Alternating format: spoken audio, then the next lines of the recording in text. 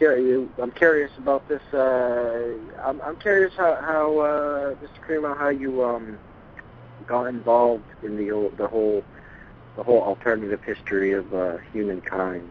What brought you to it? I think that has something to do with the way I was raised. My father was an Air Force officer, and that meant our family moved to a lot of different places in the United States and around the world. So I got exposed to a lot of different worldviews, and I learned there's more than one way to look at things. So one of the worldviews I got exposed to was the ancient spiritual worldview of India, and I started studying some of the ancient Sanskrit writings, and they told of a human history quite different from anything I had learned from my teachers in school or university.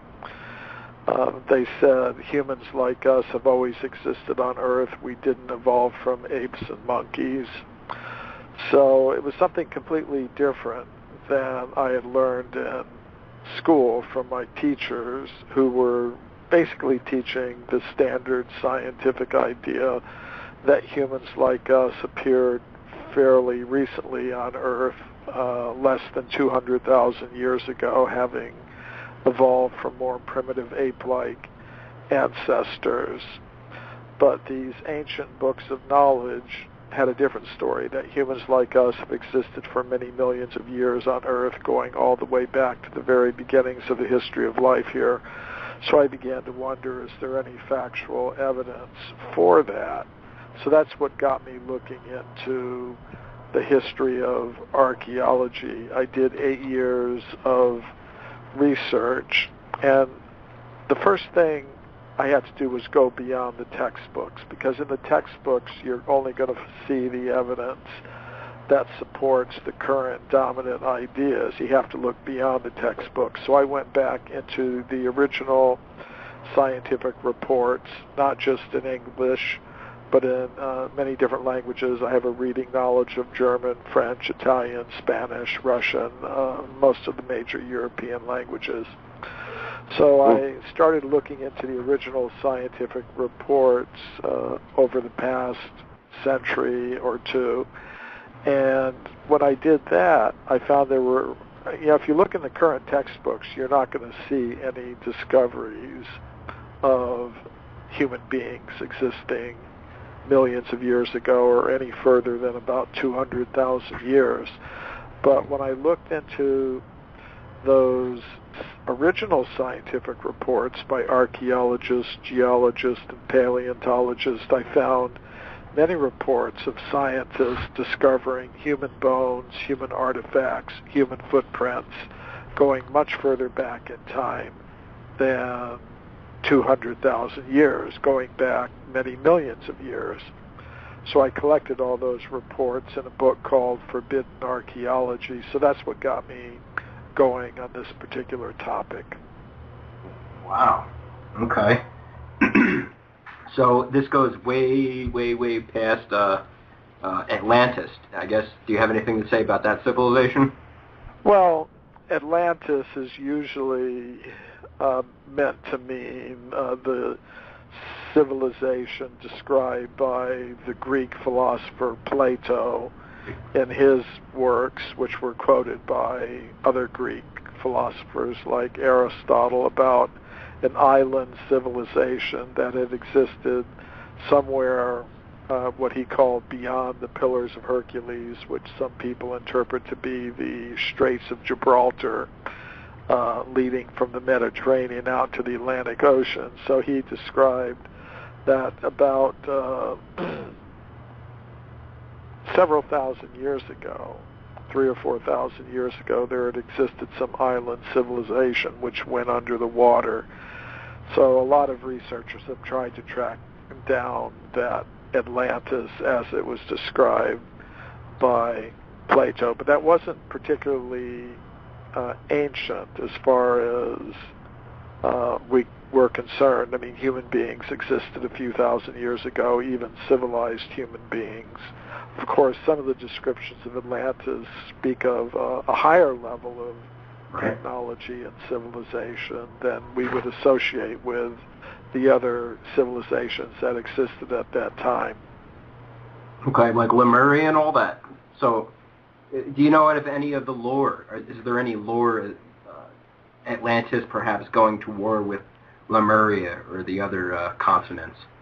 Well, I'm not primarily an Atlantis researcher, so you'd probably have to ask researchers who have focused more on Atlantis.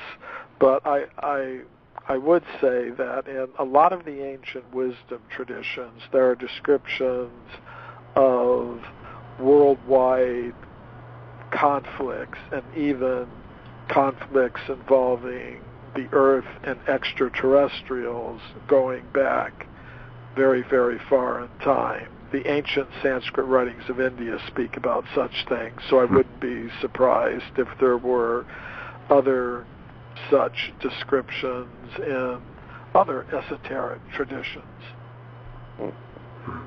So that was going to be my next question.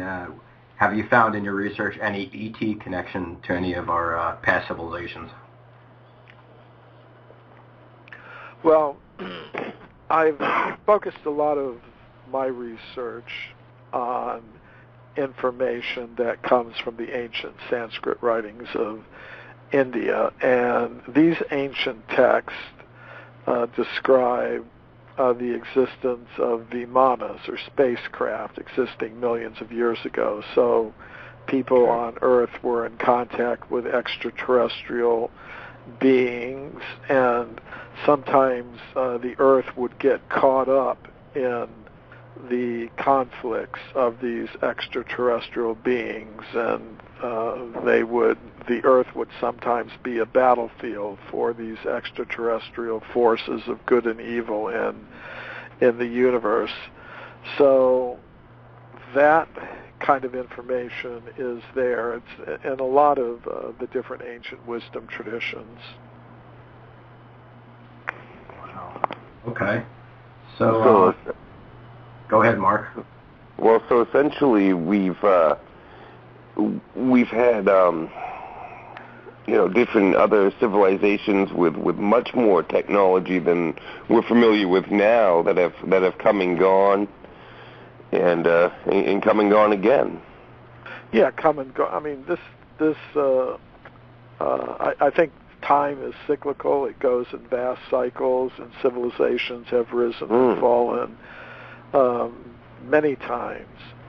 The ancient Sanskrit writings speak about ancient civilizations that possessed spacecraft, highly developed cities, weapons such as nuclear weapons. They were called in Sanskrit brahmastras, and even the scientist, the physicist, Dr. Robert Oppenheimer, who was in charge of the American program to develop the atomic bomb during World War II, was aware of this. In addition to being a physicist, he was also a student of the ancient Sanskrit writings, and he was familiar with descriptions of what it would be, in these ancient writings of manifestations where you would have these huge flashes of light as if you had thousands of suns all together in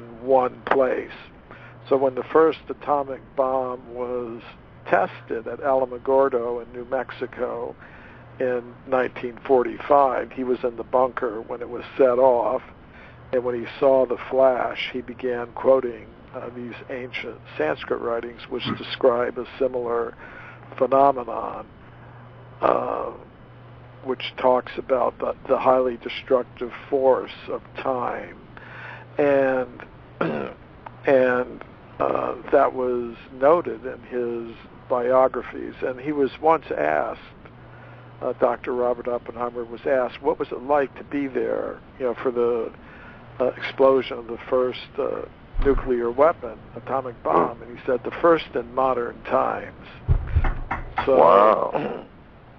So there may have been civilizations in the past that also were technologically advanced. Even some of the known civilizations that we talk about, like the Egyptians, they had pretty advanced knowledge of things. I was reading a report recently about a scientist. He was actually a specialist in optometry, optics, things to do with the eye and lenses and things like that. He was in a museum, and there was an Egyptian mask, that came from a mummy case. They're mummies, but the mummies were usually put in cases, and they would have masks on the outside to represent the face of the person. He said when he was walking by this mask from a mummy case, he could see, he was just shocked. The eyes were following him. So he examined the lenses. They were made from crystal, and they had such an advanced understanding of optics that they had manufactured these glass lenses in such a way that the pupil of the eye would optically appear to follow you as you walk past it. Wow. And it said, that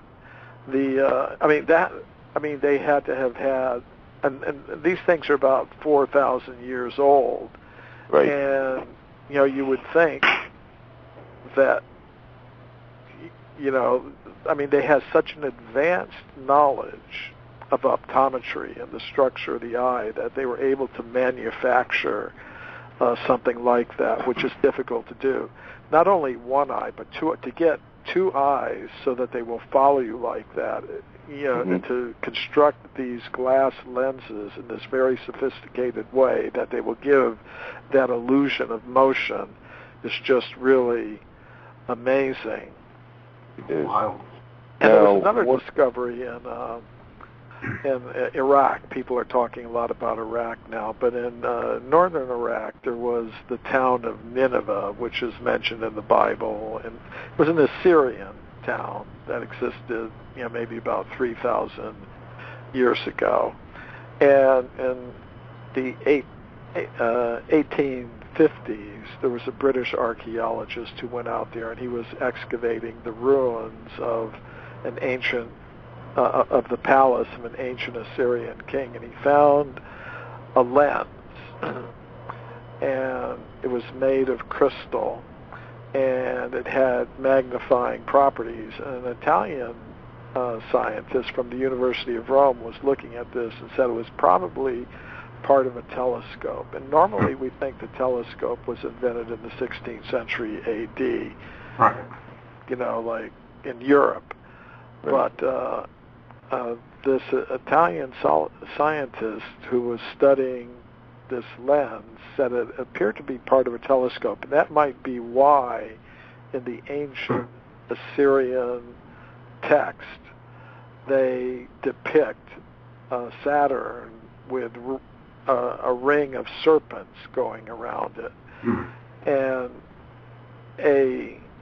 you can't see the rings of Saturn with the naked eye. You can see the planet, if you know how to look for it in the night sky. You can see the little speck of light that's Saturn, but you can't see the rings without a telescope. Right. So some of these civilizations indeed may have had advanced technologies, perhaps more than we even suspect. Now, we were talking about it during the beginning of the show, and you mentioned optics. What about sound? We were getting to that a few shows ago, and that's something that really interests me is sound technology, and how long I'm that. very interested in that as well. I am as well. In Egyptian times, did they? It seems to me, in the research I've done, that they had super sound technology. probably way past that, before that. I think that's possible. As I said, I'm very much influenced by my studies in the spiritual culture of ancient India. Different researchers focus on, they have different inspirations. Some are very much inspired by the ancient Egyptian culture, some by the Sumerian, I'm personally very much inspired by my studies in the ancient Indian spiritual culture, which has a lot to do with sound. Mantras are concentrated sounds, and actually, according to the ancient Indian spiritual text, the whole creation of the universe is based on sound. It's based on sound vibrations. That's the basis of everything. And actually, there's a lot of modern research today going on with sound. There's ultrasound. For example, in hospitals, they use ultrasound to sterilize medical instruments. And you can also use concentrated ultrasound for welding, for doing very precision welding of metal surfaces. That's been done with ultrasound. You can also use ultrasound to levitate objects. At least on a small scale, they're doing it in scientific laboratories now. You can also use vibrations to cloak objects so that you can't see them. So the ancient people in India and Egypt and other places may have had even more sophisticated abilities to manipulate sound vibration, to use it. They definitely used it to transform consciousness. The whole science of mantras is based on that, but they could also use mantras to induce physical effects, to manipulate the elements of earth, fire, water, and things of that sort. So, sometimes people have a hard time explaining how the Egyptians were able to build the pyramids, and normally when they think about it, they tend to try to explain it in terms of, well, they quarried these huge blocks of stone and then they put them on wooden rollers and they used thousands of slaves to push them over the sand and things like that. Well, maybe they did it another way. Exactly. Involving the manipulation of sound. Sound frequencies, yes. Michael, we were just talking about this, not the pyramids, but sound frequencies, and I was just saying how I wouldn't be alive today if it wasn't for sound technology. I was just thinking that. It's called, if you look it up, it's called bioacoustics sound technology, and it actually, my family is friends with the pioneer of it, Sherry Edwards, and when I was 21, I had a incurable kidney disease, and my kidney was failing, and I was on prednisone and all that, and within one session, it started to heal back, and within a couple weeks, my kidneys were 100% healthy again, and the doctors were like, "Oh, what happened? That's crazy," and that's what did it. It was the sound. It was kind of amazing. Yeah, I fully accept things like that. That sound vibration can have very powerful effects. And the military, of course, uses it as a weapon for their LRAD machine, which they put on their vehicles, and it looks like a spotlight almost, the device, and it can actually put entire crowds of people who are protesting or whatever on their knees just by shooting a sound wave at them. And they used it, I believe it was the V8 summit in Pittsburgh a few years back, and there's actually a video of everyone running away from it. And Luke Rudowski was actually a victim of it. It was I believe he said it actually hit him and it burned his skin or something, and he ran from it. I think things like that are definitely possible. Yeah. It's crazy that the technology could benefit humanity so much, but it's only used against us. Just it seems every technology is almost that way. Well, that's unfortunate. So why do you think it is that the government doesn't want us to know about these past civilizations? Because not the government, I should say, the oligarch. Why is it they seem to be suppressing it? Well,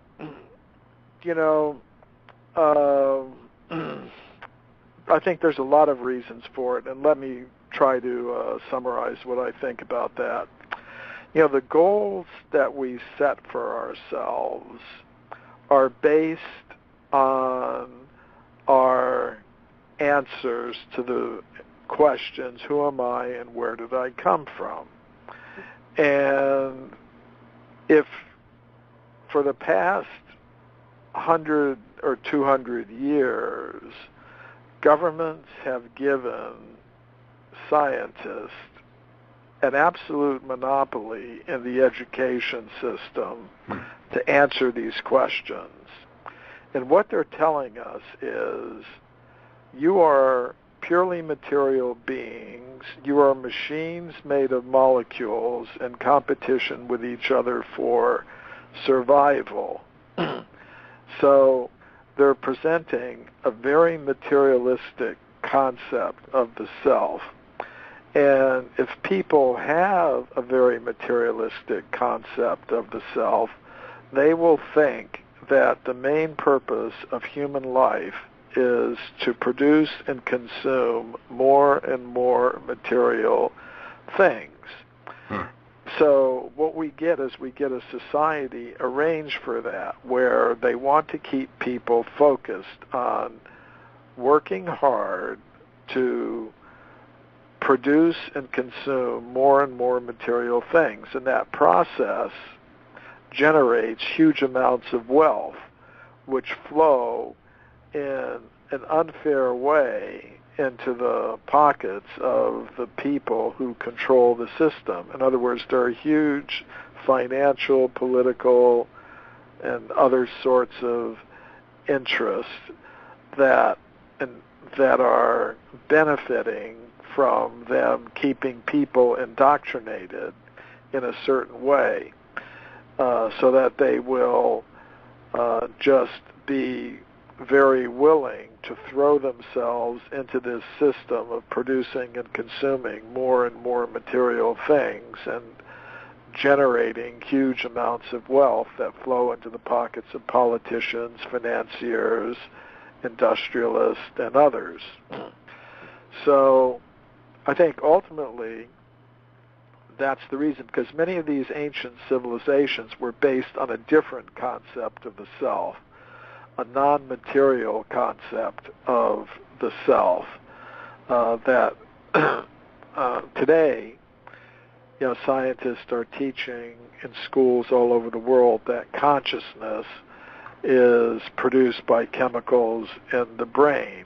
In other words, it's a very materialistic conception of the self, whereas these other civilizations were based on the idea that matter does not produce consciousness. Consciousness has its own independent existence, and it has its own independent existence and its own independent needs, so that if that's recognized, you would have a civilization that is based on producing the material needs of society in the most simple, natural, and efficient way possible, without destroying the environment and without dividing people into so many different competing groups that can be manipulated and controlled and exploited, by those who are benefiting from this system. So I think that's why they want to keep the current ideas intact in the education system, and why they're very resistant to any change, because if people had a different conception of the self, that we are beings of pure consciousness who have somehow or other come into contact with matter in this world, And our main purpose in life should be developing the resource of consciousness and restoring consciousness to its original pure state, free of the contamination of matter, then there would be an entirely different kind of civilization than the one that we live in now. So instead of producing and consuming more and more material things beyond what's actually necessary, people would be simply producing what's necessary for life in this world, while putting most of the human energy into developing the resource of consciousness and cooperation with each other. Mm-hmm. Anyways, that's what I think the underlying reason is for what I call a process of knowledge filtration that operates in the world of science. Because what's really not at stake is knowledge about the past, or did we exist here or there, or what the level. What's really at stake is the kind of world we live in today, and keeping people in a mentality where they will submit to the systems that are there, have been put in place to dominate, control, and exploit them. Okay. Can we break out of that? I mean, do you see any hope of that? Any chance? Well, I think there is, yes. I think individually we can try to come to a proper understanding of what the real nature of the self is and what the real purpose of human life is, and we can try to influence others in our own ways. Ultimately, if you want to see large-scale change, you would have to see some institutional changes in society, which may have to happen at some point. If enough people become aware of these things, I think they will demand such things. But until then, those who are feeling uncomfortable about the way things are just going to have to do what they can themselves and with whomever they can find who is sympathetic to such ideas. But ultimately, if enough people are convinced of such things, then there could be a time when we would actually see the institution of society in general begin to change. But I think for that to happen, we'd have to end the monopoly that governments have given in the education system to those in the scientific world who are promoting these other ideas. Right, absolutely. And I mean, I guess we get into a little bit of why they're doing this, but I like just the question of how, but so how do we, well, I guess you just answered it. We take it back, that monopoly back from the government of the knowledge that they suppress. Do you think that will happen in our lifetime? Well, I think it's already happening. It's already happening to some extent. But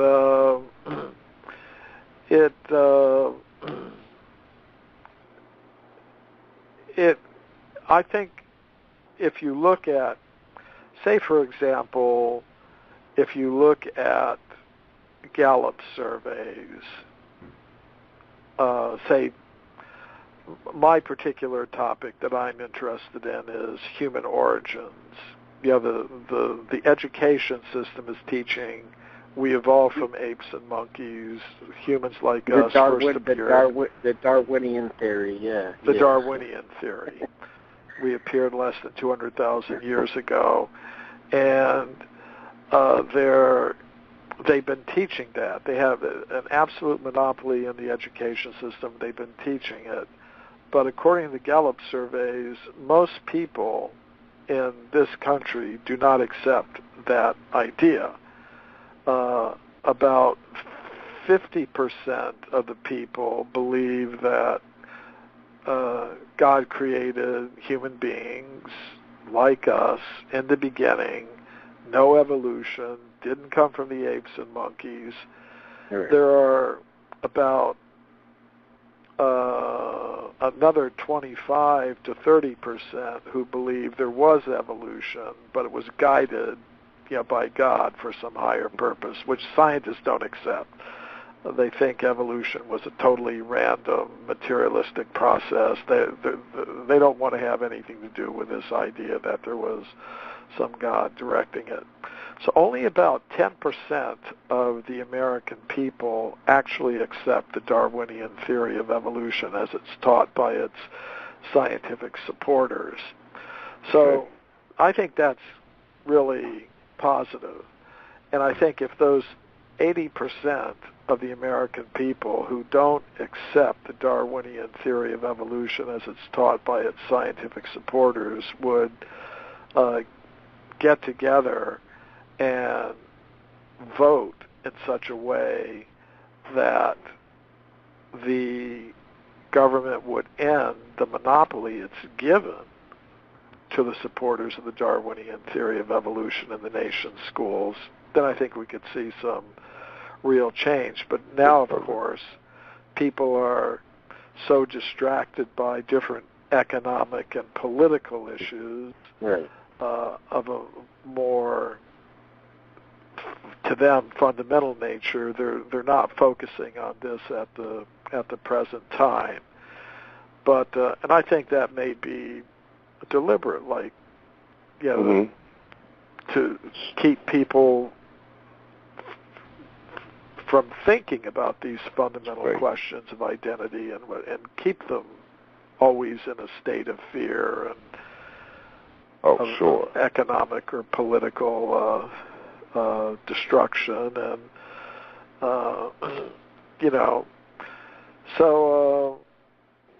but I think if people could focus on this idea and understand why are we giving the government the right to say our children can only be taught one idea about human origins in school. Right. It'd be like saying, because what they'll say is, well, the majority of scientists believe that. But what if they said, okay, the majority of people in this country are of one religion, so we're only going to have one religion in this country. Or the majority of people in this country, they only want to buy one kind of car, so we're only going to have one kind of car in this country.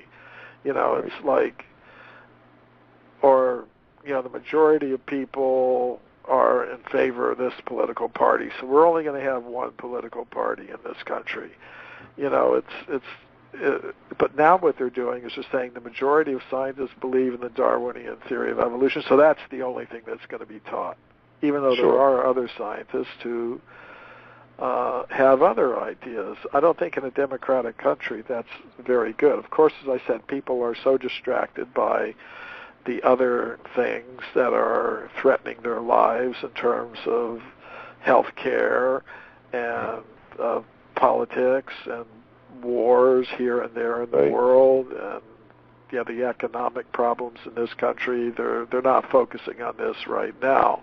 But I think if they did, we would see some changes.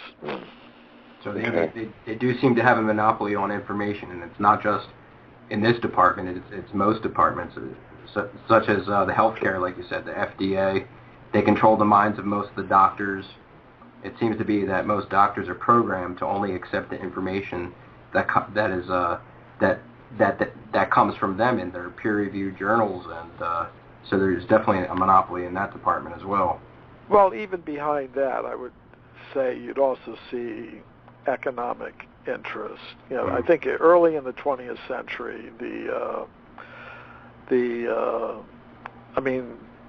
there are different foundations that were set up by different families that, like the Rockefeller Foundation and others, that wanted to see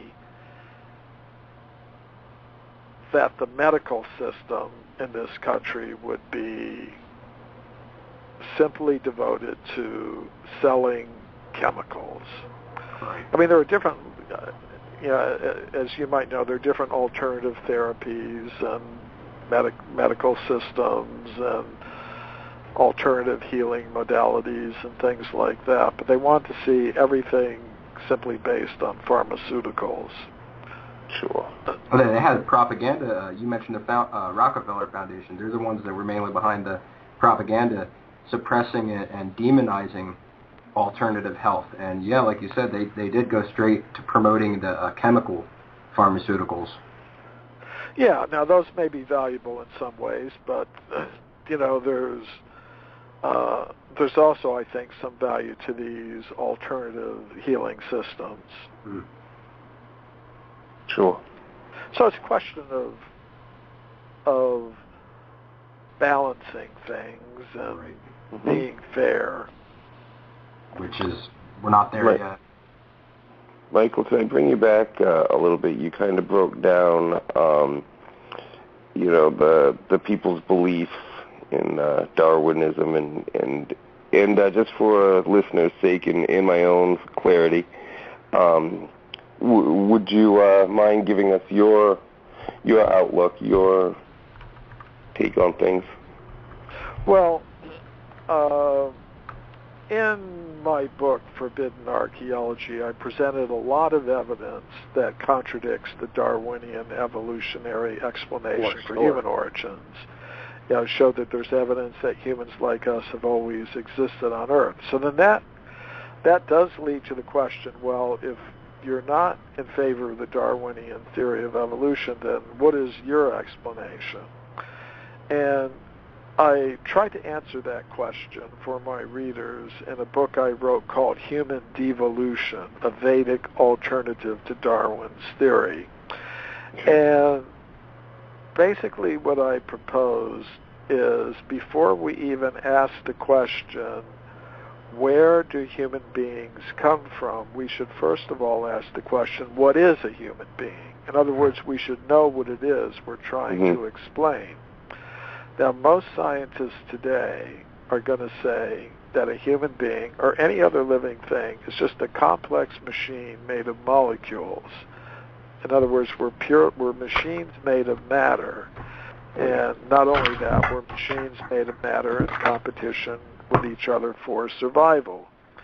And they would say, and as far as mind and consciousness are concerned, they would say, well, if you organize matter in the brain in a sufficiently complex way, it's going to produce what we call mind and consciousness, but only temporarily and only in association with the brain, with the matter in the brain. And as soon as that matter becomes disorganized at the time of death, there's no more mind, there's no more consciousness, it's all just finished. So for them, if you just accept this idea that a human being is a machine made of matter and a machine made of molecules, then you just have to explain how somehow or other the molecules decided to organize themselves or somehow or other self-organize so as to produce these complex machines that we call our bodies. And nobody's ever really proven how you could do that, by natural selection, operating on mutations. It's never been proved, but it's a belief. It's a belief that you're not allowed to disagree with in the modern education system. You must accept that somehow or other, even though nobody's ever shown it or proved it, that we just came about by the random interactions of matter operated on by what they call natural selection. So I don't accept this idea that we're just machines made of molecules. I think we're made of three things: matter, mind, and consciousness. And when I say mind and consciousness, I don't mean temporary byproducts of bioelectrical activity in the brain. I mean real things with their own independent existence. So matter is part of what we are. There are definitely atoms of iron and calcium and phosphorus in our bodies. That's part of what we are. But there's also a subtle mental body that we have, a subtle mind element with some very unusual powers like remote viewing, telepathy, mind over matter, psychokinesis. And I think there's a lot of scientific evidence for that.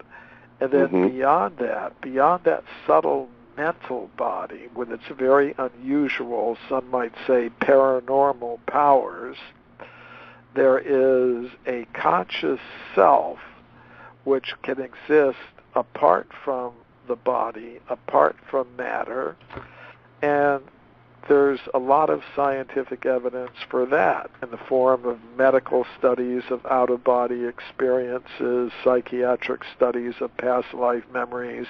There's a lot of scientific evidence showing that there's a conscious self that can exist apart from the body. So that's who we really are, I believe, and I believe we all originated as conscious beings on what I call the level of pure consciousness. Okay. And it's possible for conscious selves to remain on that level of pure consciousness, but if they become egotistical, if they become domineering, trying to control, exploit, and harm other conscious selves, they can no longer exist in that original state of pure consciousness. They have to come somewhere else, to the world of matter. And when they come to the world of matter, they need vehicles in which to function in the world of matter. And just like as a human being, we're normally meant to exist on the land. If we want to exist in an alien element like water, then we need a vehicle that will allow us to function under the water, like a submarine or a diving suit. Sure.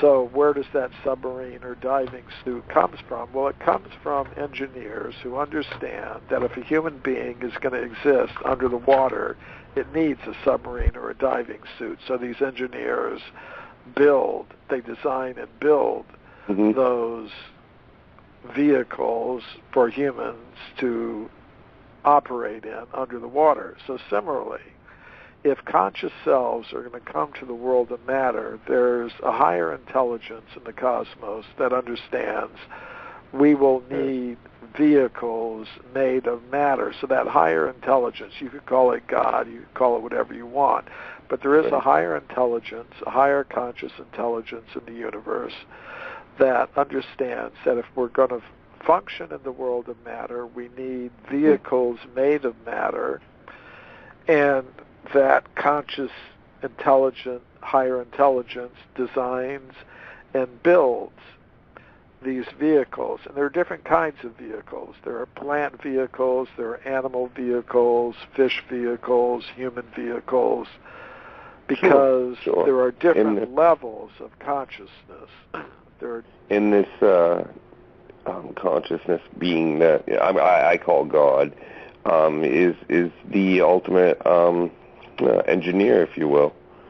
Absolutely. I'm with you. There has to be somebody there, something there to put all the pieces together to be that engineer. Sure. Yeah. So, and then that engineer understands conscious selves have different desires, they have different levels of awareness, so a full range of vehicles is provided, going from the most simple one-celled creatures to the fish in the sea, to the birds, to the insects, to the reptiles, to the animals, to the human beings. And our purpose here is because in each of those vehicles, you can only exist for a certain amount of time. Like I'm 65 years old now. That means I've been in my vehicle, my human vehicle, for about 65 years. And sometime in the next 10 or 20 or 30 years, I'm going to be exiting this vehicle. Then what happens? Well, it depends on how I've used my consciousness during my presence in this vehicle. If I've used it to understand I'm not just a machine made of matter. I have a higher purpose in life. I'm a being of pure consciousness. All others are beings of pure consciousness. We're all related to each other. Then either I will go back to the level of pure consciousness and not have to take on another vehicle on this level of reality, or I will come back in a human vehicle and say if I've made 90% progress towards the goal of pure consciousness, then in my next life I'll start out at that point. I'll take up where I left off and continue until I do come to the level of pure consciousness. So, if I've misused my human vehicle to dominate, control, and exploit others, then I'll experience a next life that won't be so pleasant. Okay. Right. You know what, Michael, you're spot on. That's exactly what I believe. It's almost like Buddhism. Yeah, these insights are found in a lot of different ancient wisdom traditions.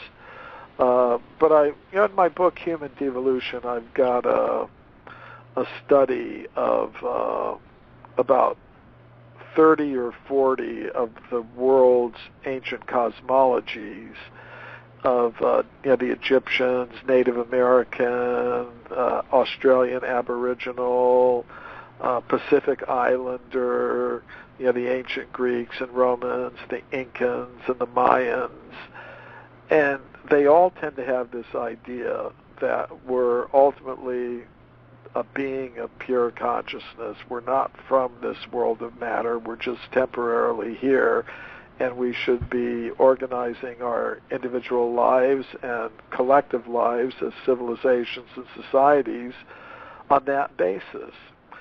So, and actually next year in June, I'm going to be a speaker on a cruise going up to Alaska and to be talking about these things in terms of some of the shamanic traditions of the Inuit and the Tlingit and other peoples, tribal peoples from that part of the world.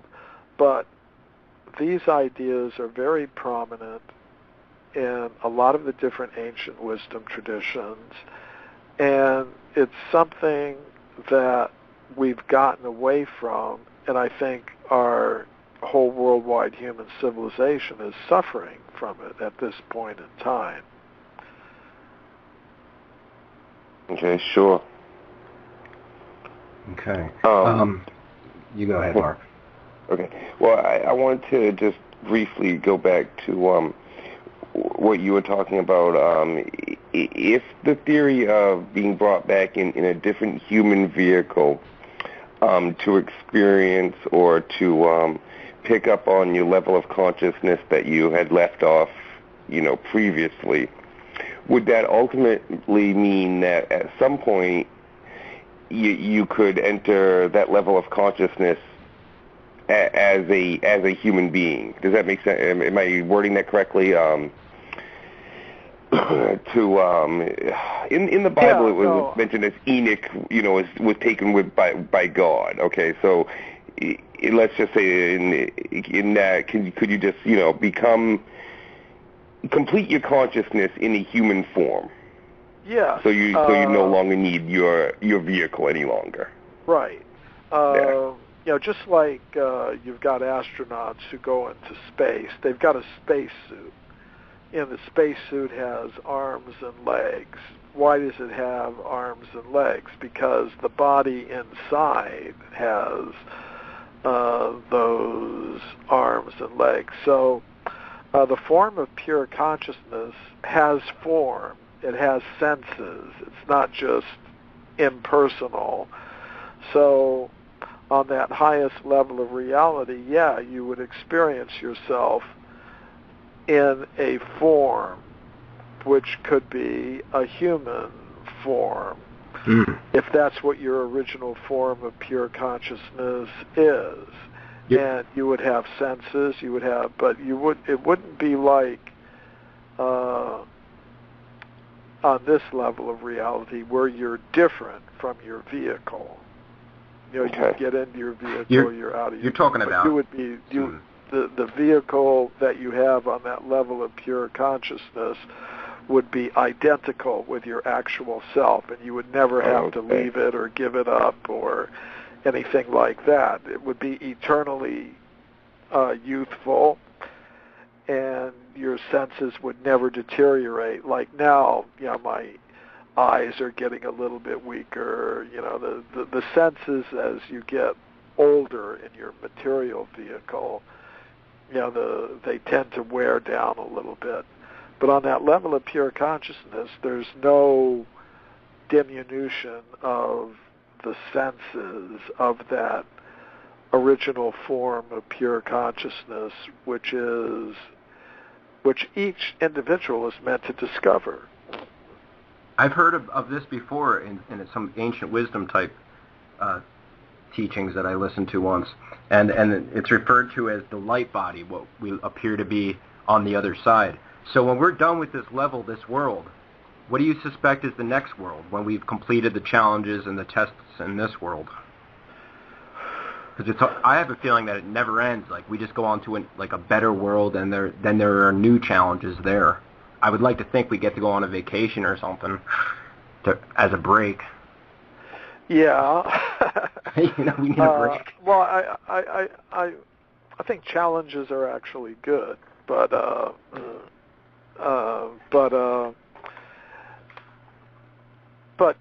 I think I'm speaking in general terms that I think are applicable to, because there's a lot of people listening to this show who may have different commitments, and I'm trying to speak in a general way that is applicable across different wisdom traditions and cultural traditions. And I've got a specific one that I'm kind of committed to, and I could talk about that. But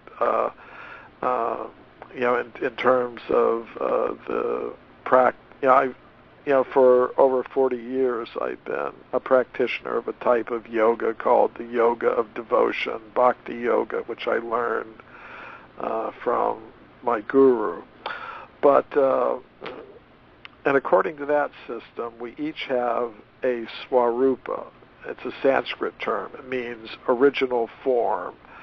An original form made of Sat Chit Ananda, eternality, knowledge, and pleasure, spiritual pleasure or bliss. And we're meant to discover that. And it can take a long time. It could take many lifetimes, or you could realize it in one life. But then if we're meant to exist on a level of reality that is beyond all temporary change, a level where everything is eternal, full of knowledge and full of pleasure.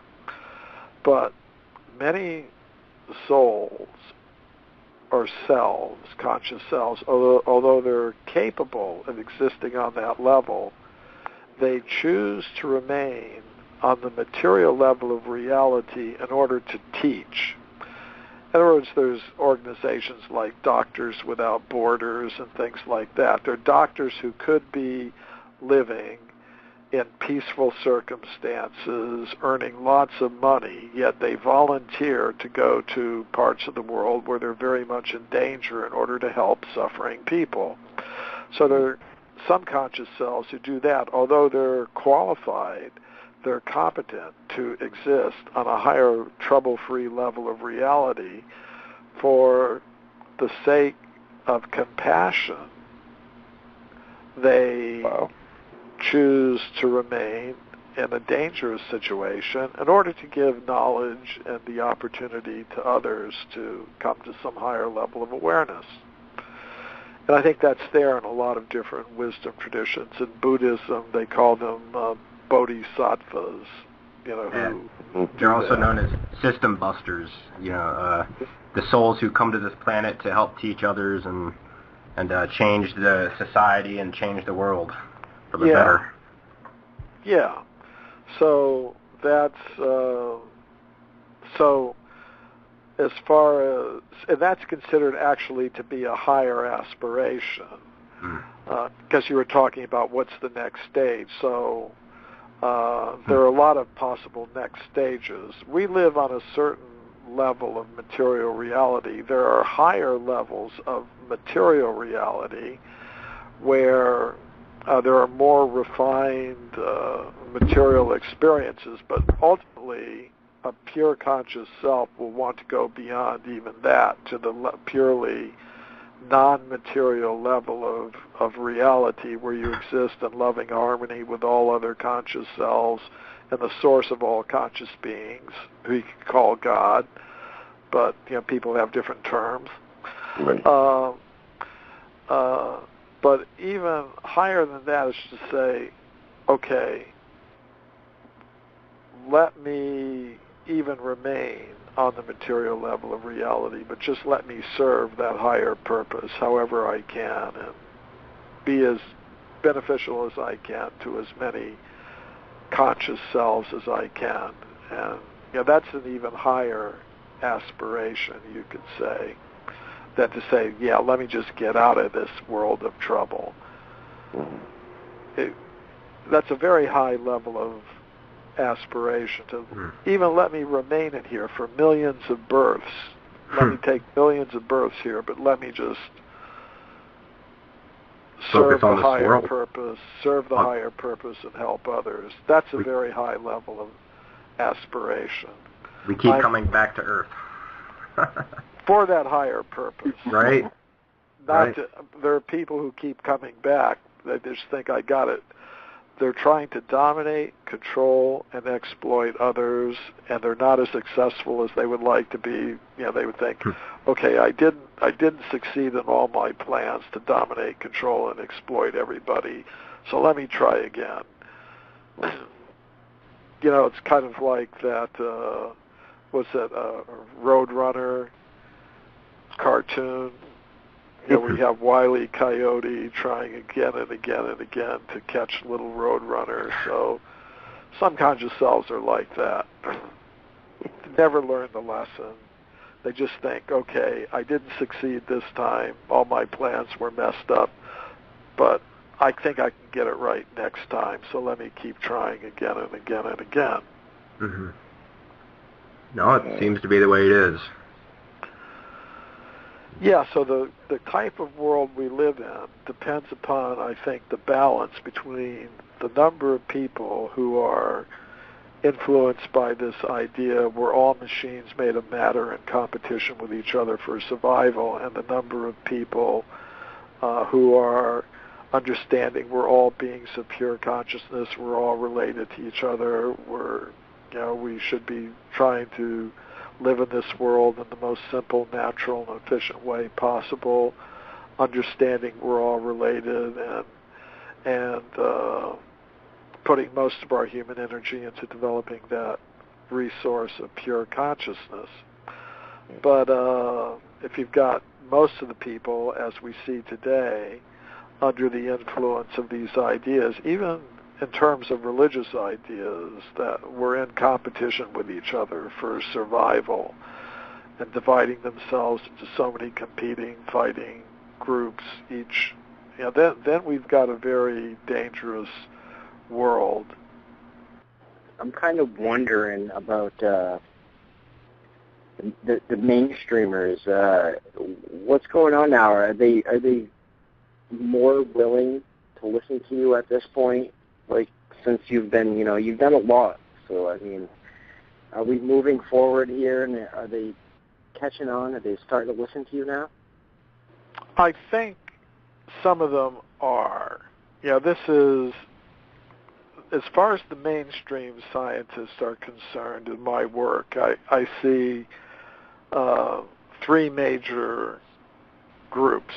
You've got one group of scientists that I call the fundamentalist materialists, who are very much committed to the current Darwinian evolutionary ideas not so much, I think, for purely scientific reasons, but for more or less ideological reasons. It confirms their prior belief in atheism and materialism, so they're kind of very much in that camp. And they're very much opposed to the kinds of things that I do. They don't want to hear what I have to say. They don't want anybody else to hear what I have to say. Sometimes I've been scheduled to give lectures at universities, and then the lectures get canceled and things like that. There's another group of scientists in the mainstream who may accept the current theories, but for more or less scientific reasons, which means they're open to listen to alternative ideas and evidence that contradicts the current ideas. And it's scientists in that group, that more open-minded group, that have invited me to speak at leading international scientific institutions like the Royal Institution in London, the Russian Academy of Sciences in Moscow, and others. And I've been able to present papers at major international scientific conferences in the field of archaeology and human origins, like meetings of the World Archaeological Congress and some other meetings of other scientific associations in that area. And some of my papers presented at those conferences have been published in peer-reviewed scientific publications.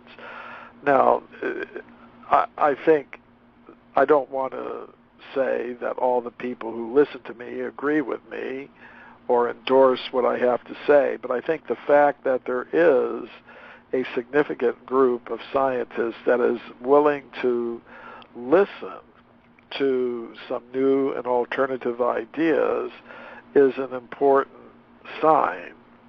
And I think if ideas are going to change, the first thing is people have to be willing to listen to new ideas.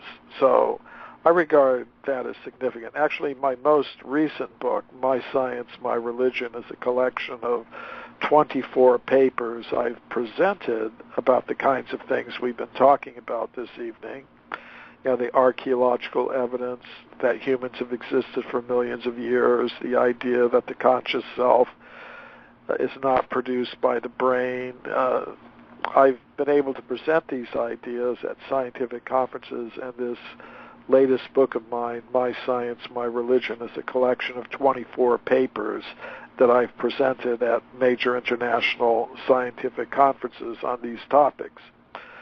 So I would say there are some slight signs of hope for progress in these areas, but don't want to minimize the challenges either, because this first group that I was talking about, the fundamentalist materialists, are very powerful and influential in the world of science today.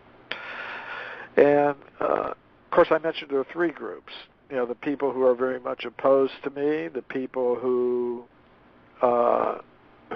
are open-minded and willing to listen, and then there are scientists who actually agree with me, who are very few in number these days, that I have to admit, but there are some. And then there are those who simply don't care about these things at all. So, sure, of course. I think real scientists are supposed to be open-minded. Otherwise, they come off looking like shills, like Bill Nye. Right. I don't even look at him as a scientist. Sorry, I don't. Yeah, well, say personally, I don't mind, say, if an individual scientist is a supporter of the Darwinian theory of evolution. If they've looked at all the evidence and that's what makes most sense to them, then fine. I respect intellectual freedom. What I don't think they have a right to do is try to convince government to exclude all other ideas from the education system and thus marginalize and silence opposition to their ideas. I don't think they have a right to do that.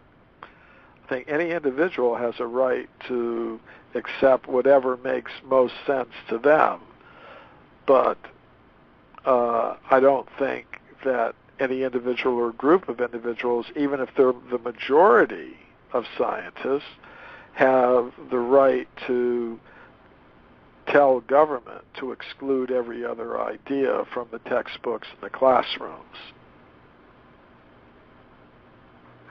Okay. So I want to go back to... I'm sorry, Chris, go ahead. Well, yeah, I was just thinking, like, couldn't the mainstreamers actually use what you found to help their case? That's what I came across. I thought that there was there could be a lot of theories, mainstream theories that actually could use the things that you found that would actually help their case. I'm kind of wondering why. No, I'm not wondering why they don't use it. I kind of have an idea of why they're not using it. But they don't want to be ostracized by the community. They don't want to be critical. Right, yeah. Yeah, I think there are things that I say that could be, for example, I think there is a kind of evolution that goes on, but not the kind that they talk about exactly today. Right. I think there's an evolution of consciousness in the course of reincarnation. A soul or a conscious self might be in the body of an animal, and then gradually, lifetime after lifetime, it will come up to the human form. So there can be an evolution of consciousness that I think is a reality. And, they may take that idea, and that would be a better kind. If they want to accept evolution, fine, but the kind that they're talking about, I think, doesn't work. But I think an evolution of consciousness would work. Okay. So I asked earlier about ET influence. Do you think, because I've always suspected that ET influence, that they've been influencing our DNA, possibly they even created humanity some times ago. And could that be the case? And could that be why the religions believe that God created the universe? I mean, not the universe, but humanity. And could it, instead of being God, really just be some ET species that created us to be like a slave race, and over time have genetically manipulated us and attempting to create, to upgrade us, I should say? Well, there are people and researchers who are supporters of that idea. And, there are elements of that idea that I do accept. Sometimes the way researchers who support that idea present it is like this. They would say, life came from chemicals, as mainstream science says, a couple billion years ago on this planet. And then the single-celled creatures became multi-celled creatures in the ocean. And then some of them came on the land and became animals. Some of the animals became monkeys and apes. And then some of the apes and monkeys about 6 or 7 million years ago became the first ape men. And those ape men gradually developed for a couple million years until about 300,000 or 400,000 years ago, at which time the supporters of this idea would say some extraterrestrials came from some other part of the universe and manipulated the DNA to produce a slave race. So they would say the process of materialistic evolution went on up to the point of the ape man called Homo erectus about 300,000 or 400,000 years ago, at which time there was an extraterrestrial intervention where they manipulated the DNA of the ape men on this planet to produce human beings, the first ones about 300,000 or 400,000 years ago, and they used them as a slave race to mine gold. Now, there are elements of that I would agree with and elements that I would disagree with. The main thing to keep in mind, as far as I'm concerned, is we're not just machines made of matter that are controlled by DNA. As I said, I think there's a conscious self that exists apart from matter. Now, in that sense, I would say we're all extraterrestrials. As conscious selves, we're not from the world of matter. We're from a higher level of reality. So I would say we're all extraterrestrials. None of us are from this world of matter that we now inhabit. We're all from some higher level of reality. Now, as far as our human vehicle is concerned, I would say, as I've shown in my book, Forbidden Archeology, there's evidence that the human vehicle, the human form of life, has been on Earth for millions and millions of years, tens of millions, even hundreds of millions of years. Wow. So I wouldn't agree with the idea that 300,000 or 400,000 years ago, some extraterrestrials came and manipulated the DNA of the ape men and produced the first human beings like us about 300,000 or 400,000 years ago. I would say that at the beginning of the history of life on Earth, an extraterrestrial being manifested the human vehicles for conscious selves to inhabit on this level of reality.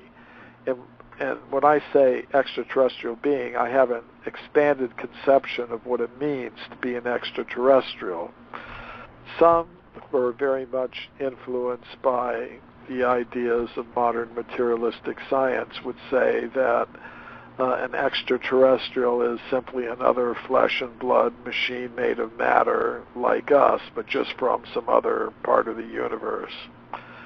I would say within the term extraterrestrial, we have to include all kinds of beings that people would categorize as angels, gods, God with a capital G, and things like that. Right.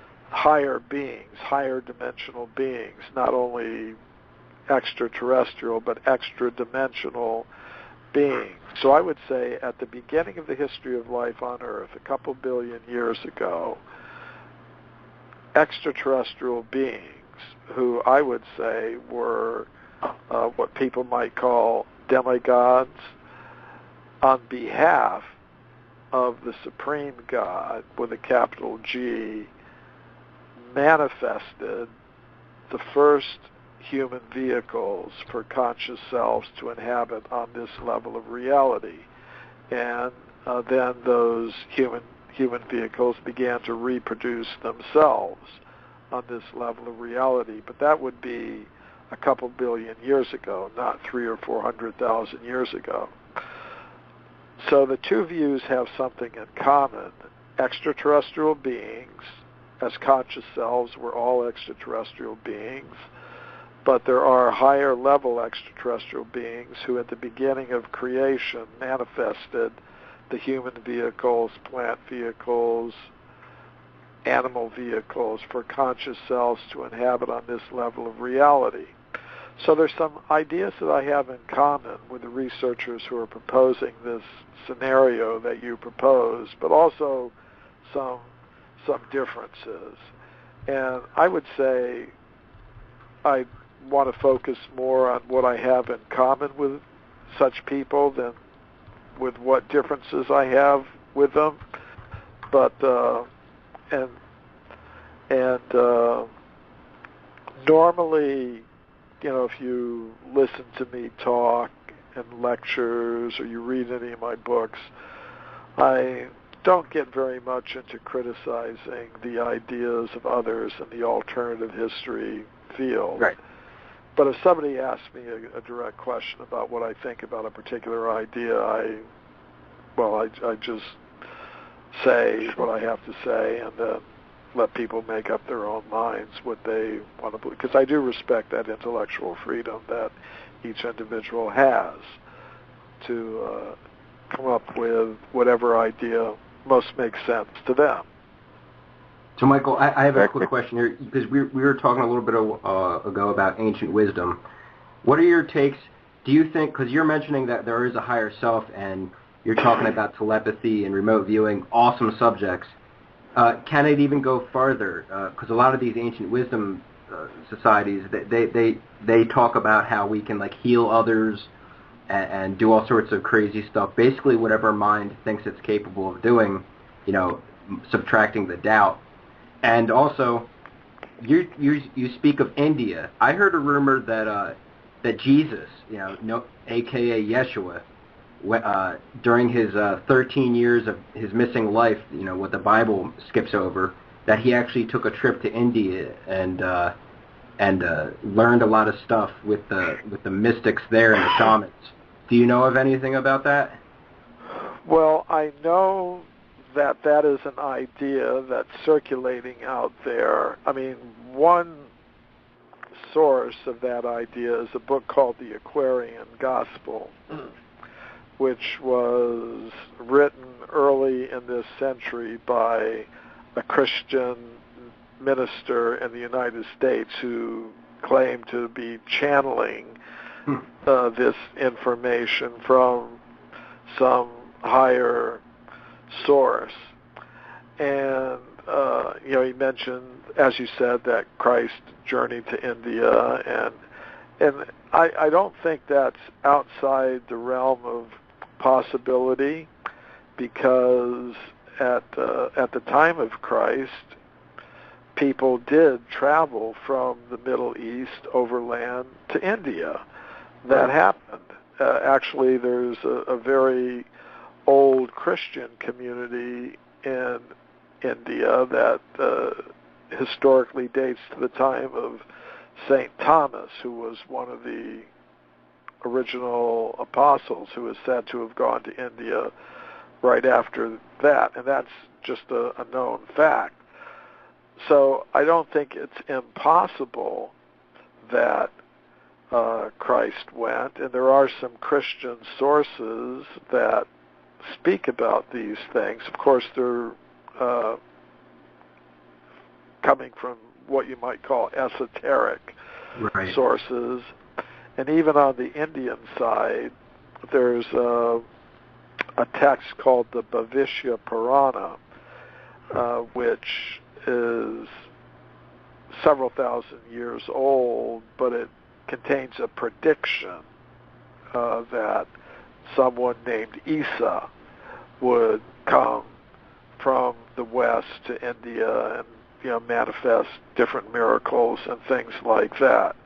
Now, some people would say that's an interpolation into the text at a later date, post-Christian.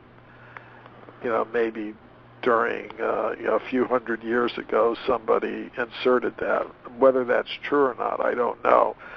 So there are some indications from both the Christian side and the Indian side that Christ did visit India. Whether he did or not, I'm not sure. But to me, it's not an impossible idea.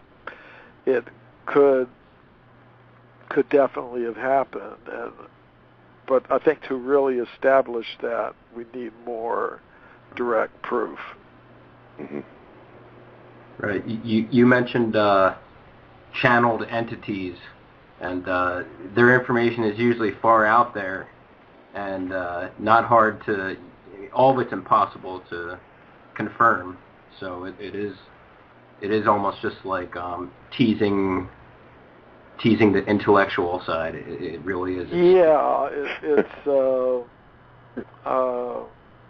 now, I think it is possible for there to be genuine communications of verifiable information that come by those means, but it depends who you're trying to convince.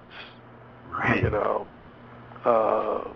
for people who are already in that modality, then and who accept such things, and who, but I'm in my work. A lot of times I'm dealing with people who are open-minded but still a little bit skeptical and are looking for verification and things of that sort. So it depends who you're actually dealing with and what they regard as credible or not. And generally, I'm trying to reach out beyond the circle of people who are already accepting of these kinds of things and trying to reach the more open-minded people who might be able to accept at least the possibility of these things. So for them, it helps to have some third-party verification, some verification of the content of channeled communications. Right. Have you read the book? And I asked another guest this before. Have you read the book Gods of Eden? I've heard that title, but I can't remember if I've actually, over the course of 30 or 40 years, I've read thousands of books. The title sounds familiar, but I can't. It doesn't. I can't really call it up out of my memory banks what the book is about. What is it about? Well, it's about that ET influence, starting with I think back with Sumeria, and mainly the secret societies, the formation, the intention at first, and how they became corrupted over time, and Enlil and Enki, the Anunnaki gods. Whatever. Yeah, wasn't that Joseph Farrell? I believe so. So. Pretty sure. He didn't write it. William Bradley. No. You asked him about it though. That was the guest that you asked. So, yeah. Okay. Yeah. I can't remember who wrote it. I think I'm mixing up Bradley Manning with the guy. It's not. I don't know who wrote it. I have the book somewhere here. But like I said, different researchers are inspired by different wisdom traditions. From what you're saying, whoever wrote that book was inspired by the Sumerian text. You were mentioning some of the phrases that come out of the Sumerian wisdom tradition, right? Which I'm not so deeply familiar with. Like I said, some researchers in alternative history are inspired by the Egyptian text and some the Sumerian. I'm more focused on the Indian text myself. So, but you find parallel ideas in these texts of these different wisdom traditions. They may use different terminologies, right? They but kind of match. The basic concepts are kind of the same. The ideas of extraterrestrials who may themselves be divided into hostile groups, using the Earth as kind of like a battlefield and trying to recruit personalities on Earth for their different alliances and things like that. That can happen. Right. Yeah, I mean, I still can't find the book, but I know it's based on the work of Sitchin, though. Yeah, who was basically inspired by the Sumerian text. Right. Something I did want to get into, not to cut you off, but I wanted to get into the metallic spheres. Oh, okay. That's something I'm very interested in, because I was talking with a friend about it, and he had a whole different thing about it, a whole different aspect of it, but it didn't match up with what I was talking about, or what you talked about, Mr. Cremo. What was he talking about? What was your friend talking about? Well, how it was kind of just natural, and like the mainstream idea about the spheres, right? Isn't that the idea that it's kind of natural how they just form? And I have no idea what you're talking about. Yeah, well, let me well, try to explain it. Please. What we're talking about is something I wrote about in the appendix of my book, Forbidden Archeology. Yeah. Yeah. That's that miners have found in South Africa, in a mine there in the western Transvaal region, these round objects shaped like spheres that have grooves going around the center of them, around the equator. Some have one groove, some have two, some have three, and I call them metallic. They came to my attention when I was doing the research for my book, Forbidden Archeology, back in the 1980s. And, I call them metallic, because, say, after Forbidden Archeology was published, there was a television producer named Bill Cote from New York who was doing a documentary called The Mysterious Origins of Man, and he wanted to use some of the cases from my book in the documentary. So I mentioned to him these metallic spheres from South Africa, and he decided to include them in the documentary, and the documentary aired on NBC, but before the documentary aired, NBC said you have to get these things analyzed by an independent company of metallurgists, to see what their explanation for them was.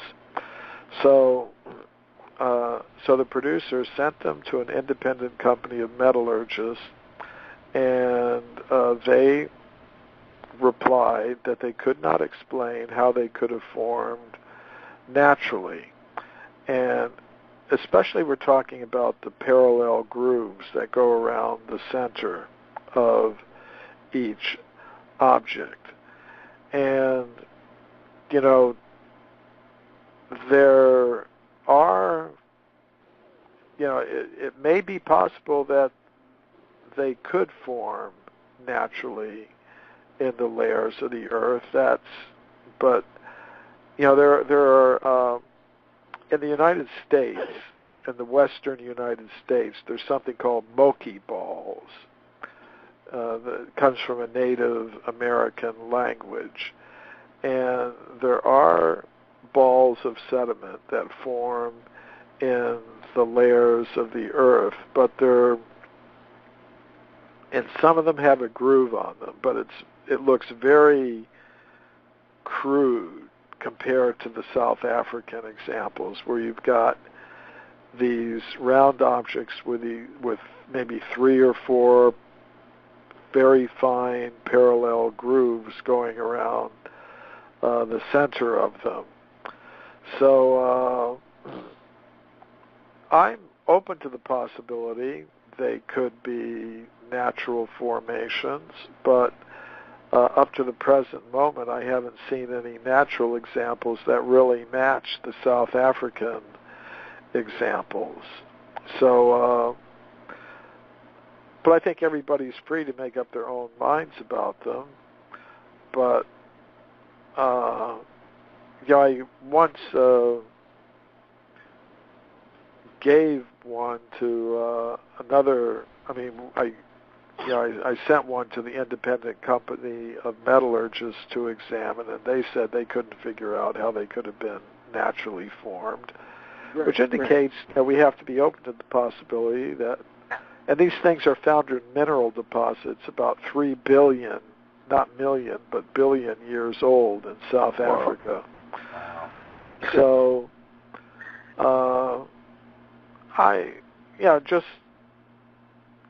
I wanted to include them in my book because they seemed relevant and they were an unexplained mystery. But if somebody could show me a naturally formed example from any other part of the world that really matched the South African examples, then that would be, but thus far that hasn't happened. The examples that I've seen from other parts of the world really are much cruder. Well, I'm looking at a photo of it right now. the sphere, and it definitely doesn't look like it's naturally forming. I mean, that just No. looks like, yeah. Yeah, and once I mean, because sometimes people might say, okay, they were analyzed by the metallurgical company, and they're made of hematite, which is a naturally occurring type of iron ore. It's also like a semi-precious stone. You can buy hematite jewelry.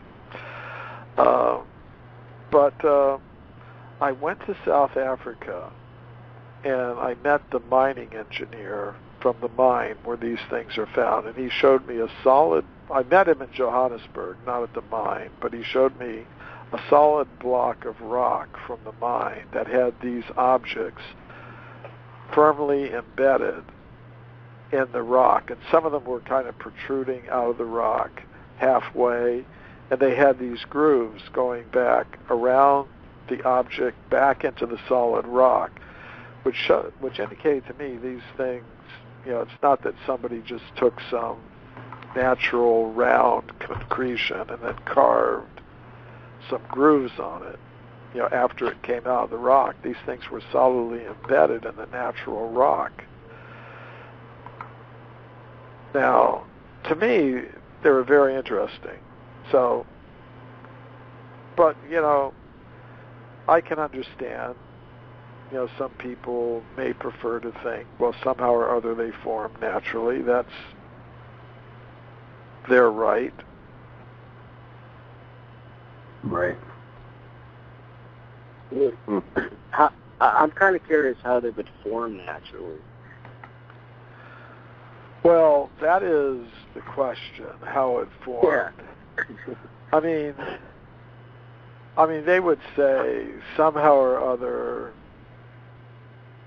See, this is where it becomes difficult, where you try to explain all the parallel grooves. Right. That's the thing.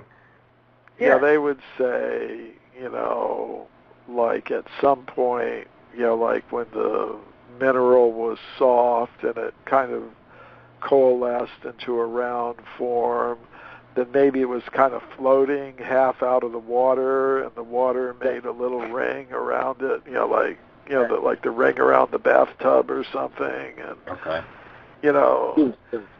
But I don't know. I mean, to me it seems silly. That I don't know. That might just be me, but that just it just kind of seems silly. Yeah, I mean, I'm kind of leaning in the direction of thinking that somebody with human-like intelligence made them. But if somebody could really convince me that, it could show me how you could get a perfectly spherical hematite object with these grooves on it, naturally, I'd accept it. Right. But it hasn't, and it's not enough to show me something that's sort of like it. Like if you're on the web now and you look up Moki balls, MOQUI, Moki balls, you can probably see some round sandstone objects with maybe one groove around the center, but it's very crude and not like the example of the South African sphere. I've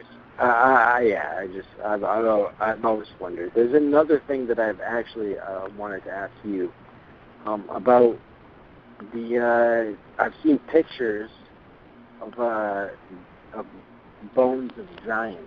Are these real?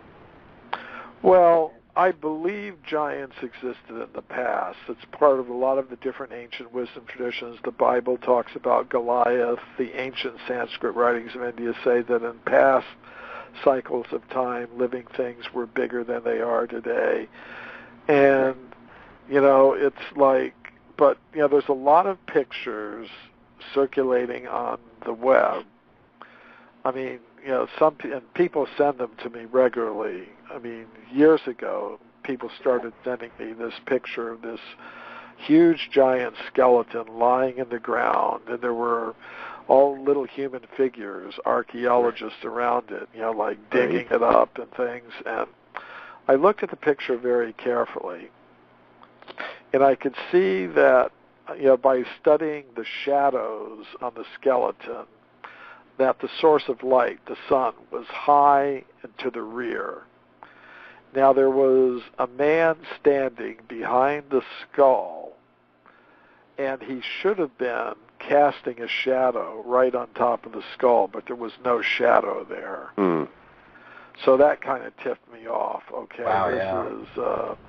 and then another thing that happened is, like there would be different writings about this particular picture, saying it was from Brazil, it was from Arabia, it was from, and you try to track these things down, and you run into a dead end. You can't actually go to the place, see the bones or anything.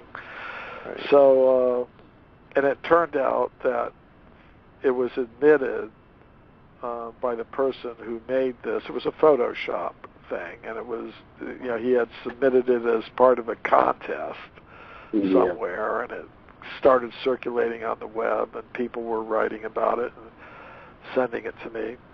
So things like that, in this day and age, things like that do happen. But there are lots of reports of discoveries of large-size human bones being found. Now, the problem is that they're very difficult to track down, but one of the most authoritative reports that I've ever seen comes from France. There was a French archaeologist named Lapouge, Georges de Lapouge, who in 1890 discovered large-sized human bones, not complete skeletons, but a thigh bone and an upper arm bone and other human bones in a place called Castelnau in central France. And these were published. What makes them different from a lot of the reports is that they were published in a scientific journal, and there were photographs of these, a human femur or thigh bone and a human humerus or upper arm bone. And, if you have, say, a thigh bone, a femur, and you can measure it, scientists can tell you how big, how tall the person with such a thigh bone would have been. And they calculated that a person with a thigh bone the size of this one from Castelnau in France, I'm probably not pronouncing that right, but the spelling is Castelnau.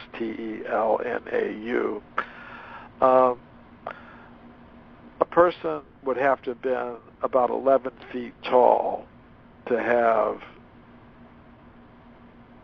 a thigh bone that size. So that's the best documented report I've been able to find thus far of some actual human skeletal remains of someone of giant size. Of course, there are lots of skeletons of people have been found, like in Nevada and some places in the United States of people 7 feet tall, but there are living people 7 feet tall. They play on the NBA basketball teams. So they're there, but there's nobody 11 feet tall around today. Right. So, right. And I remember once a few years ago, there was a man in New Zealand who liked my book, Forbidden Archeology, and he was a businessman in New Zealand. So he invited me to come to New Zealand and give some lectures. And he met me at the airport, and he said he wanted to take me to the Museum of Natural History in Auckland the next day, because a friend of his worked there and was going to show us the skeleton of a human being 10 feet tall from some Pacific island. So we went the next morning, and the man met us, and he took us around the museum, showing us the dinosaurs, this, that, and the other, But we finally asked, what about the human skeleton? And he said, I'm sorry, I can't show it to you. So, that's the difficulty. These things may be there, but they're very difficult to track down. And as far as the photographic evidence that circulates on the web, I mean, I firmly believe giants did exist, but this photographic evidence leaves a lot to be desired, I think, in the way of definite proof.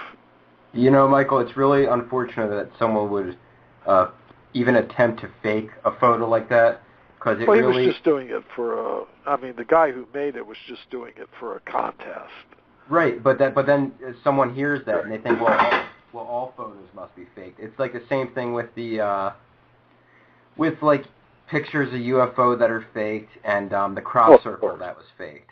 And I say this however you want to take it, but I've seen UFOs many times. I haven't seen UFOs recently for the last 12 or 13 years, but I did. However, I didn't tell anybody this except some family. I saw a UFO a week ago or whatever, when Anthony Antonello was on that night. Shortly after, I saw that night. It was kind of crazy.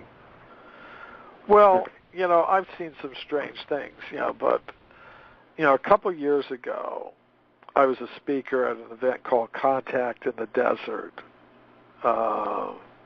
in the Los Angeles area, out in the Joshua Tree area there. And one night after the conference, it was during a time of a meteor shower, so I was looking for meteors. But I saw this one light object, go across the sky, like a meteor just kind of flashes, and then it's gone.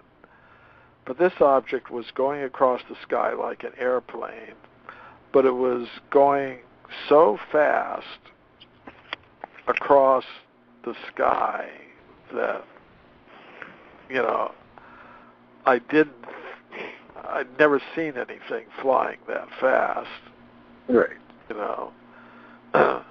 Sure. So, for me, that was like a UFO. I don't have any, detailed contactee type experiences myself, but, Right. But, I have seen some things that are pretty hard to explain.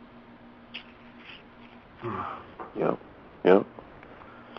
So your thoughts on... Once I remember I was giving a lecture on my book, Forbidden Archeology, in Germany, and in the audience there was a man, and he came up to me and he talked to me later, and because I was talking about how in archaeology there's knowledge filtration and things, and he said, well, there's knowledge filtration going on in a lot of different areas, and like this UFO field is one of them. I've been invited to speak at a lot of UFO conferences about my forbidden archaeology, because the common thread is knowledge filtering, suppression of information. And this man, he turned out to be a pilot for one of the major American airlines, and he told me, he said, once I was going across the Atlantic and flying at night, and this light, this object that started coming, closing rapidly, just right towards the front of my airplane, and then it went straight up. Wow. And a regular aircraft cannot make a maneuver like that, just be going and make a sudden right angle turn, straight up. No way. And he said, yeah. And he said, I saw it. Co-pilot saw it, and, but we didn't say anything about it, because you report anything like that, you get, right. I saw a very strange object on an airplane once. You get tangled up in a lot of trouble. Yeah. Right. I don't even know what it was. It didn't look solid. It looked like a solid light. It was like, it was, I think the word is, I don't know what it was very strange. It looked like a peg, like a very large white peg. Like it was flat on the top and bottom. It was spherical. It was round. I can't exactly. And it was just flying, floating by the wings. And by the time I saw it, it was going like backwards a little bit, so it went behind the wing, and I couldn't see it anymore. Very strange. A gremlin. A gremlin? What is this? That's like during World War II, the pilots used to see things like that. Okay. Yeah. Okay. And they called them. That's one of the things they called them. Okay. So, Chris, you have a few more questions, right? Yeah, I do. We got about 20 minutes left. There was a few things I did want to talk about. Michael, I know you're familiar with the coin that was found in Illinois. Yeah, that was an object that was found at Lawn Spring, Illinois. It was back in the 19th century, and they were drilling a well for water. So they'd gone down to about 114-foot level, and they brought up this copper coin-like object. And it had on it, on both sides, it was round, made of copper. On both sides there were human figures and a script in some unknown language. And it was reported to the scientific world by a researcher from the Smithsonian Institution. He said it looks like it was milled, like a copper coin. And and then what we did is, from his report, in his report they had the drilling record, that the drill had gone down through 5 feet of topsoil and 6 feet of sandstone and 8 feet of clay, and all they had the drilling record down to 114 feet, which is the level that this coin came up from. So we sent the drilling record to geologists from the State Geological Survey of Illinois and asked them how old is the formation down at the 114-foot level. Now, we didn't mention to them, I'm talking about my co-author for Forbidden Archeology, we didn't mention to them that a coin had been found, because then they might not have answered our letter. We just wanted to leave it just purely on the level of geology. How old is that formation down there? And they said, that formation is between 200,000 and 400,000 years old. Wow. So that means the coin came up from that level. Now, the normal mainstream idea in the world of archaeology and history is that the first coins were made about 3,000 years ago at a place called Lydia, which is in the Middle East now. Like Turkey around here. Yeah, part of Turkey. Yeah. And so the oldest coins are 3,000 or 4,000 years old. So to have a coin being found in North America at over 200,000 and perhaps as much as 400,000 years old really challenges our whole concept. Because if you have a coin, that means it had writing on it. So it had writing. It means you had to have some kind of economic or political system, some kind of developed economy. And in the same part of the country, from other excavations, they pulled up other metal objects that appear to be the types, from formations of the same age, roughly, that appear to be like the metal objects that you would find on a sailboat, like a sailing craft, for attaching the sails to the mast and things like that. So, but that's, the coin from Lawn Spring, Illinois, which I think is a fascinating object. I'm going to have to look that up. You should. Yeah, I was very intrigued. Another thing before we... And then there's another thing from Illinois. Yes, there's a couple of things from Illinois. There was another case of... there was a woman in Illinois who was... This is back in the 1890s. She was putting coal into a coal-burning stove, and one of the pieces was too big. So she broke open the piece of coal. She was trying to break it in half so it would fit better in the coal-burning stove, and she saw a gold chain. And the chain was about 10 inches long, and it was firmly embedded right into the piece of coal. Like she picked up the chain, and the two pieces of coal were hanging off either side of the chain. So this was in Morrisonville, Illinois. So what we did, the newspaper report about this discovery included the name of the mine that the coal came from. So we got in touch again with the State Geological Survey of Illinois, and we asked them, well, how old is the coal from that particular mine? And they told us that's about 300 million years old. And then another report from Illinois was there was a case of a human skeleton being found 90 feet under the surface of the ground in Macoupin County, Illinois, which is down in the southern part of the state near St. Louis.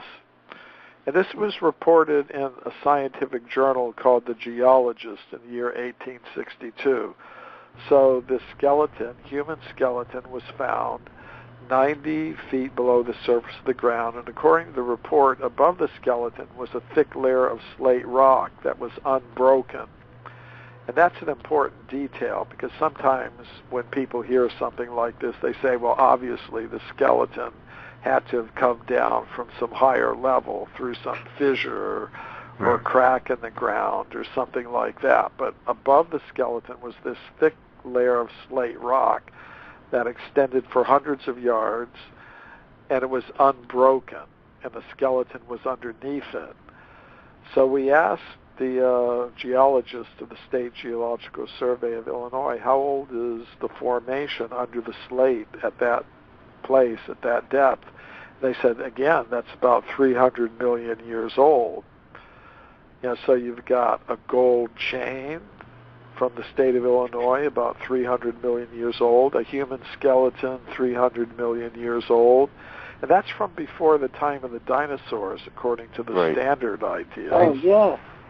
Michael, are you familiar with the, I believe it was some sort of tool found in Texas that was dated to be 400 or 500 million years old, or something like that? Well, I think that is the hammer. A hammer?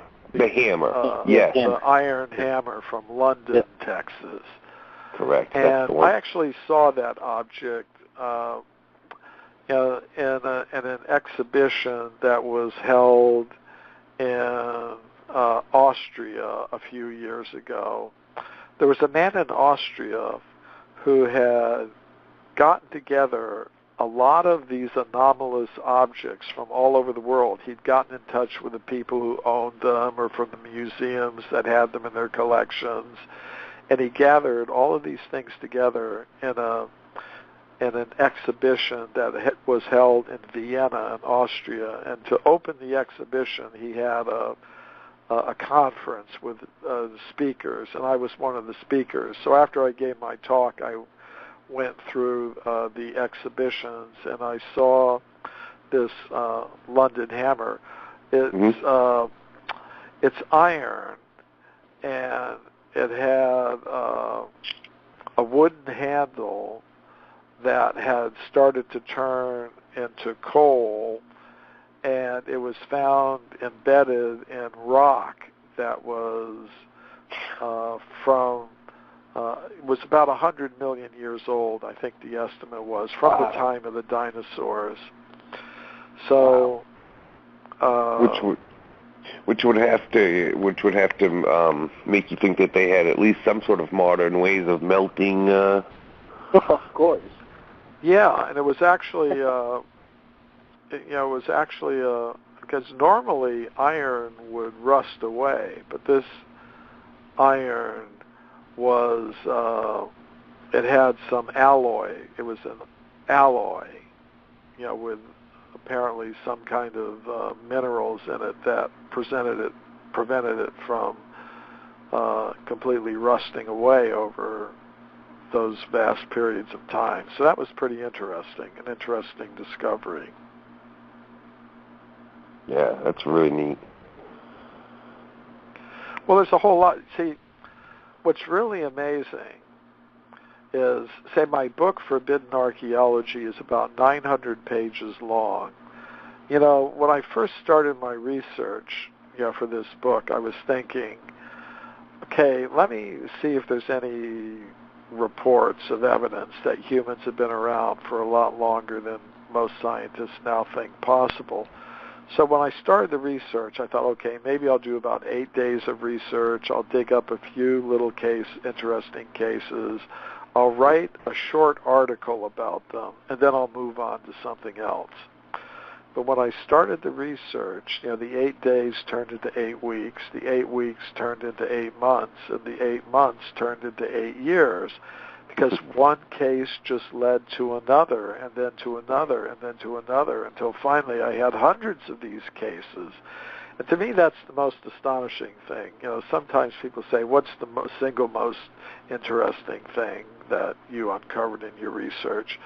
And for me, it's not just one single case that's the most interesting thing. To me, the most interesting thing is that there are hundreds of these cases that have been reported over the past 150 years up to the present of things like this, of human bones, human artifacts, human footprints going back many millions of years, completely contradicting everything we're being told in the textbooks today.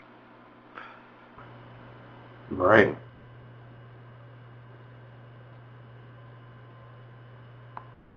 No, you're right. Yeah, absolutely. Which makes you wonder, again, like we were talking about at the beginning of the show, why they suppress all this, why they want this suppressed, this information not to be out. Well, it makes sense because the status quo is so sensitive and fragile. Anything that contradicts what the official story is could make us look at things differently, and then everything would change to our benefit instead of the benefit of the oligarch, the elite. Yeah, I think that's ultimately what's behind it. In one sense, it's just human nature. For example, if I love somebody and somebody tells me something bad about the person I love, I don't want to believe it. Right. I may become angry at the person who says it. So, scientists are pretty much in love with their theories, and if they hear something that goes against it, they get a little upset. Right. But I think it's also some testimony to the power of the knowledge filtering process, because the supporters of the dominant ideas have gotten all alternative ideas excluded from the textbooks. This has the effect of delegitimizing this kind of evidence in the minds of students who are the next generation of scientists. They're kind of taught, stay away from this. This is not going to be good for you and your career. If you want to get your PhD, you want to get your professorship, you got to stay away from this, and they do. So I think it's just a testimony to the effectiveness of this knowledge filtering process. I think if we were able to get the alternatives into the curriculum and then just let students make up their own minds about these things, we'd see things changing a little bit. Right. Absolutely. No. No, I'm not laughing about it. It's so true.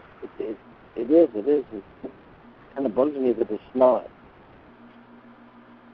You know, it's kind of happening now, but it's not. And it kind of bugs me that it's not happening more at this point. But, I don't know, maybe I'm being kind of greedy about it, but... No, dude, you're right. It's a shame because the world is so much bigger than we're told, and it's really sad that all this knowledge and information is suppressed. Yeah. It does bug me. It really does, because it's been out here for so long. And I mean, it's like everything else that's suppressed. Me, you, and Jeff and Mark, and obviously in Mr. Cremo, we've been getting this information out here. I do think we're making way. Consciousness, people's consciousness, you know, they're waking up, and it's building up, and I do think we're making way. And I think that scares the elite, and that's why they're upping up their they're upping up their drama, their tyranny. Yeah. They're countering it the best they can, but right, they fear the tides are turning, and they are. I do think we got this. I think we got this. It's going to take a little bit of time, but I do really think that we got this. Same thing that I was listening to Joe Rogan the other night. He said the same thing. So, I mean, not that I'm looking at Joe Rogan for everything, but, you know, I mean, like, that's good, you know, because he's got a popular show, and he knows what's going on, and he knows people are catching on, and it's great that we're able to bring this out here.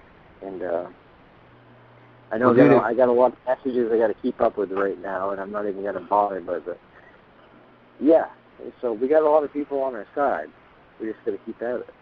There's a lot of people who don't want to see the world change too. I guess they're really truly fear change. I mean, can you imagine the world if everything was like, if we were truly free and all this information was readily available to everybody, and all the technology. It is ready. Yeah, it's available. That's the thing. And people it's are available, actually, but I've noticed it though. I have noticed it recently that people are actually catching on, and it's positive. We got to work with it, right? Am I wrong? No, absolutely not. Okay. All right, Chris, do you have any more questions? I'm all dry. I ran out. I do, but we only have a few minutes left. So yeah. So like, yeah, Mr. Cremo, it's an honor to have you on tonight. I'm just honored to be able to have a chat with you, and I know that my co-hosts are too. So we'll get you back on again. It's been a pleasure. So, can I get my website if people want to check out some further information? mcremo.com, mcremo.com. They can find information about my books, upcoming interviews, and things like that on that website, mcremo.com, mcremo.com.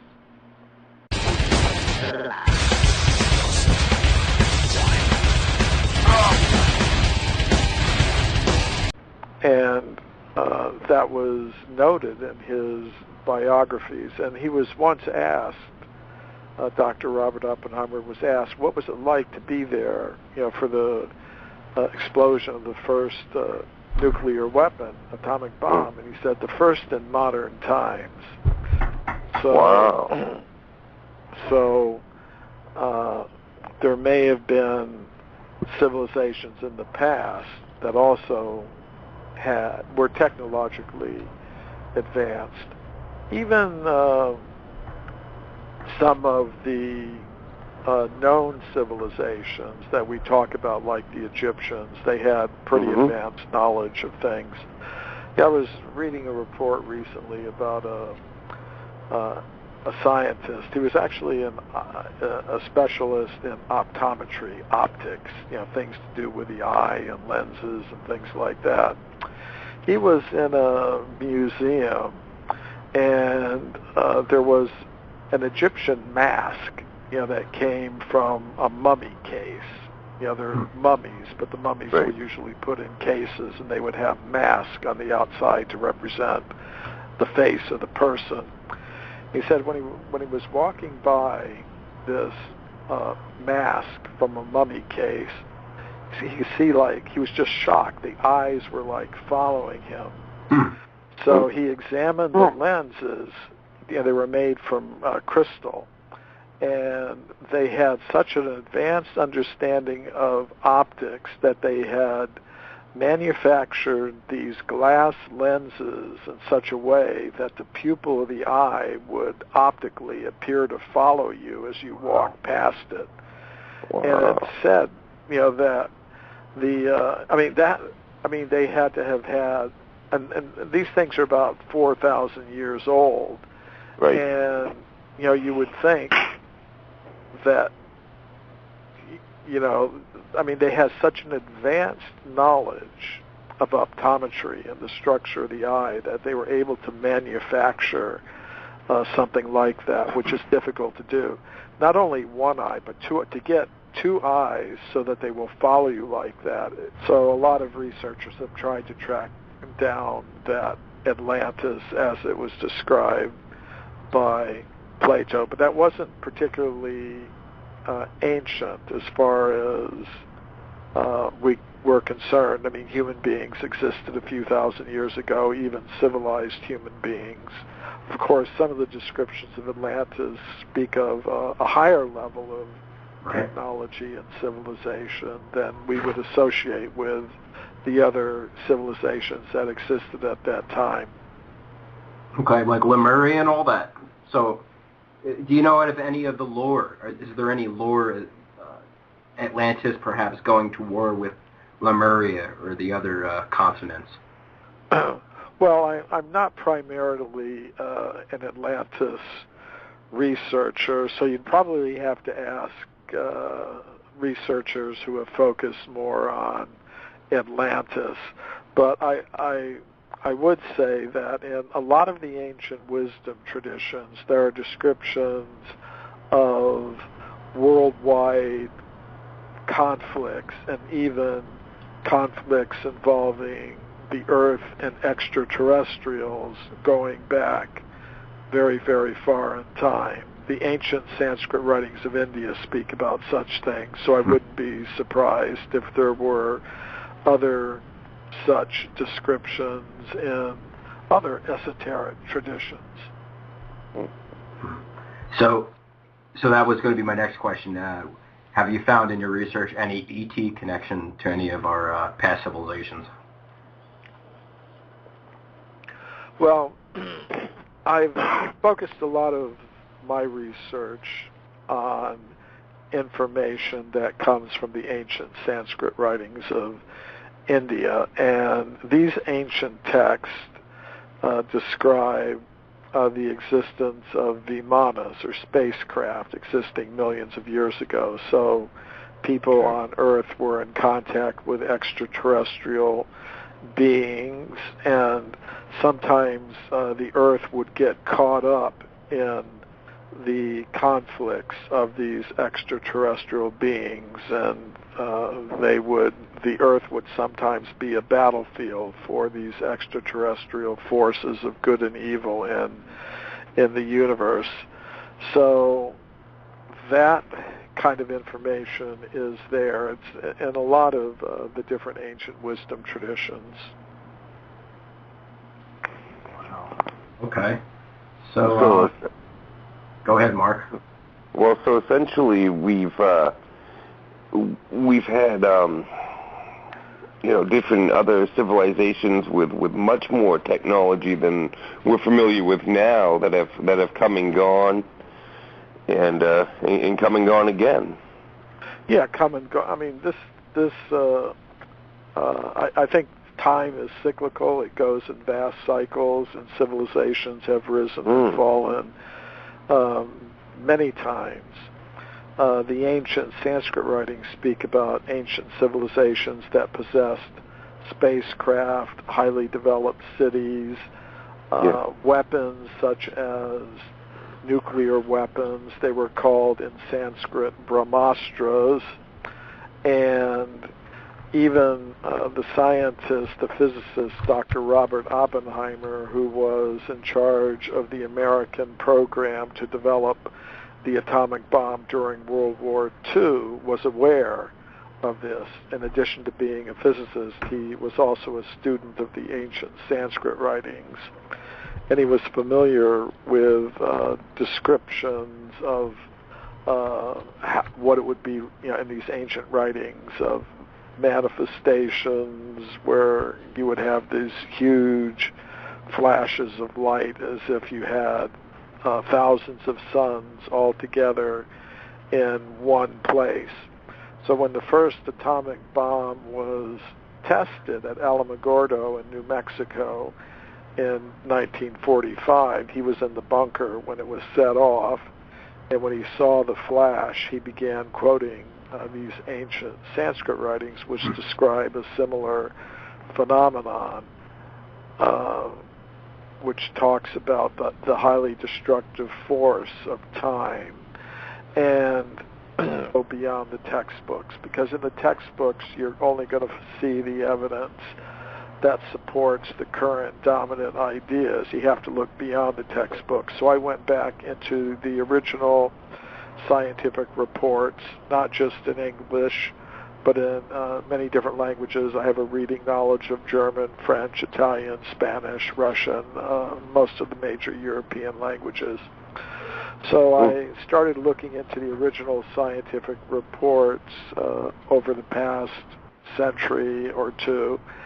And when I did that, I found there were, if you look in the current textbooks, you're not going to see any discoveries of human beings existing millions of years ago or any further than about 200,000 years. But when I looked into those original scientific reports by archaeologists, geologists, and paleontologists, I found many reports of scientists discovering human bones, human artifacts, human footprints, going much further back in time than 200,000 years, going back many millions of years.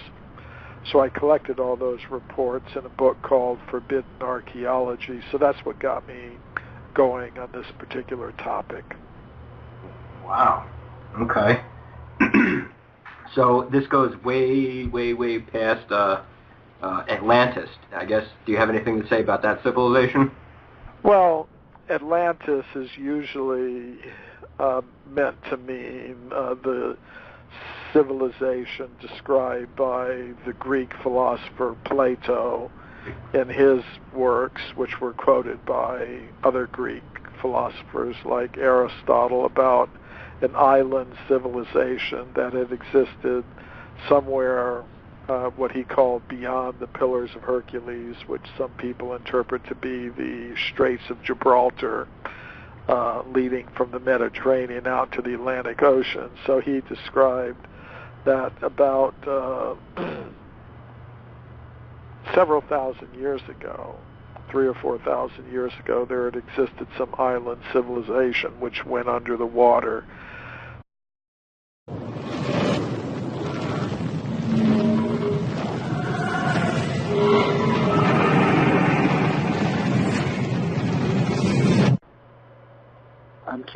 I'm curious about this. I'm curious how Mr. Cremo, how you got involved in the whole alternative history of humankind. What brought you to that? I think that has something to do with the way I was raised. My father was an Air Force officer, and that meant our family moved to a lot of different places in the United States and around the world. So I got exposed to a lot of different worldviews, and I learned there's more than one way to look at things. So one of the worldviews I got exposed to was the ancient spiritual worldview of India, and I started studying some of the ancient Sanskrit writings, and they told of a human history quite different from anything I had learned from my teachers in school or university. They said humans like us have always existed on Earth. We didn't evolve from apes and monkeys. So it was something completely different than I had learned in school from my teachers, who were basically teaching the standard scientific idea that humans like us appeared fairly recently on Earth, less than 200,000 years ago, having evolved from more primitive ape-like ancestors. But these ancient books of knowledge had a different story, that humans like us have existed for many millions of years on Earth, going all the way back to the very beginnings of the history of life here. So I began to wonder, is there any factual evidence for that? So that's what got me looking into the history of archaeology. I did 8 years of research, and the first thing I had to do was go